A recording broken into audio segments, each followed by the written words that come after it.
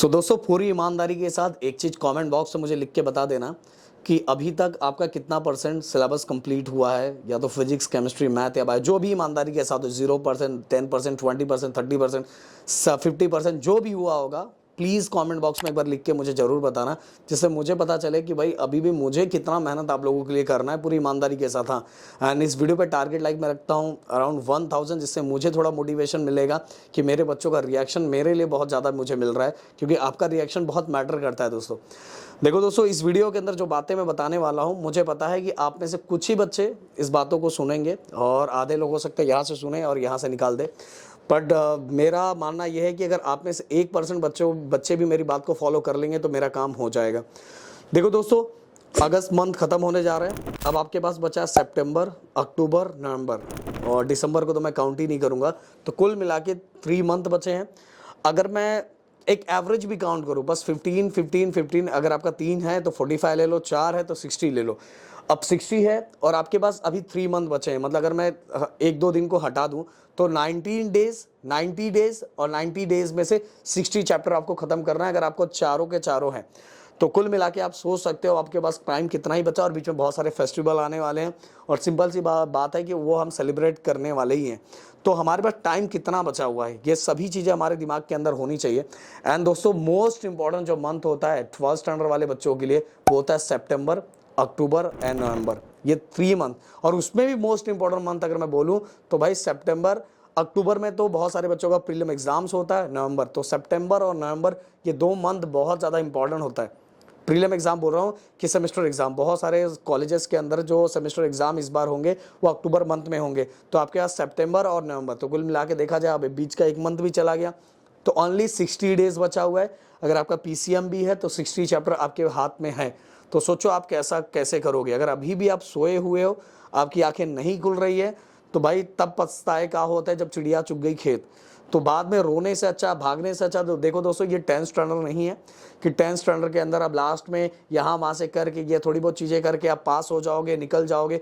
आपका अगर एम बस यही है कि जस्ट पास होना, तो टेंशन मत लो, कोई आप पास हो जाओगे। बट अगर आपका एम है कि सर मुझे बहुत अच्छा स्कोर करना, मुझे एक अच्छा खासा कॉलेज चाहिए, मेरा ड्रीम कॉलेज ये है, तो भाई आपको ये 2 मंथ अब या करो या तो मरो। सिंपल सी बात है, आपको दिन रात एक करके आपको प्लानिंग करना पड़ेगा। प्लानिंग करने के साथ ही उस प्लानिंग के लिए कंटिन्यू, जैसे मैंने आप सभी को एक रूल बताया था, टोटोइज रूल। अगर आप प्लान कर रहे हो कि कल अगर आपको 4 घंटा चलना है तो चलना ही है।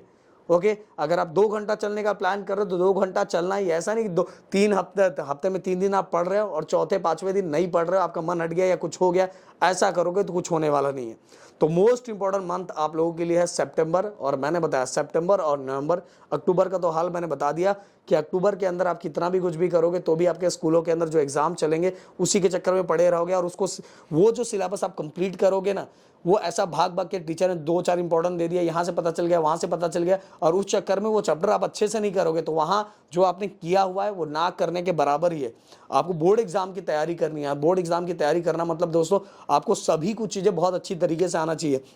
जैसे मैंने बार बार बोला है कि अगर फिजिक्स आप कर रहे हो तो फिजिक्स के जो भी चैप्टर कर रहे हो पूरी तरीके से करो। केमिस्ट्री में, मैथ में बहुत सारे क्वेश्चंस है, तो पूरे क्वेश्चंस तो आप कर नहीं पाओगे, इसलिए मैथ के अंदर जो चीज़ राहुल सर बोल रहे हैं बस उसके अलावा कुछ भी करने की जरूरत नहीं, कुछ भी नहीं।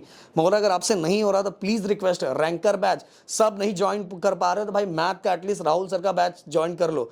भाई ऐसा कोई नहीं बोलेगा, प्रदीप सर आपके बोल रहे हैं कि भाई अगर सब कुछ नहीं कर पा रहे हो, बाकी का फिजिक्स का पीवाईक्यू कर लो, केमिस्ट्री का कर लो, बट अगर आपका मैथ है, मैथ नहीं हो पा रहा है, तो राहुल सर जो मैथ बैच में करवा रहे हैं भाई वो ज्वाइन करके करना स्टार्ट कर लो। फिजिक्स का अगर आपसे कुछ नहीं हो रहा तो पीवाईक्यू करना स्टार्ट कर लो, केमिस्ट्री का पीवाईक्यू करना स्टार्ट कर लो, और साथ में हाँ जो पीवाईक्यू कर रहे हैं उनके कॉन्सेप्ट को समझ के फिजिक्स के लिए, तो बेसिकली ये काम तो आपको करना ही है। तो मैं बोलूँगा, देखो भाई आप यहाँ वहाँ मोटिवेशन ढूंढते हो, मैं एक ही चीज़ बोलूँगा कि खुद से पूछ लो कि अगले साल अगर आपका रिजल्ट नहीं आया, अगले साल कुछ गड़बड़ हो गया, तो अब अगले साल आपके पास कोई ऑप्शन है? अगर आपको आंसर मिल रहा है कि हाँ सर मेरे पास ये ऑप्शन है, तो भाई कोई टेंशन नहीं है, मज़ा करो, लाइफ मस्त जियो। बट अगर आपको आंसर नहीं मिल रहा है तो मुझे लगता है आपको जाग जाना चाहिए एंड अपने काम पे लग जाना चाहिए, अपने गोल की तरफ आगे बढ़ जाना चाहिए। तो शायद जो बातें मैंने बताई ज़रूर आप उस पर ध्यान दोगे। मिलते हैं नेक्स्ट वीडियो में। Thank you so much guys. जय हिंद एंड जय महाराष्ट्र दोस्तों।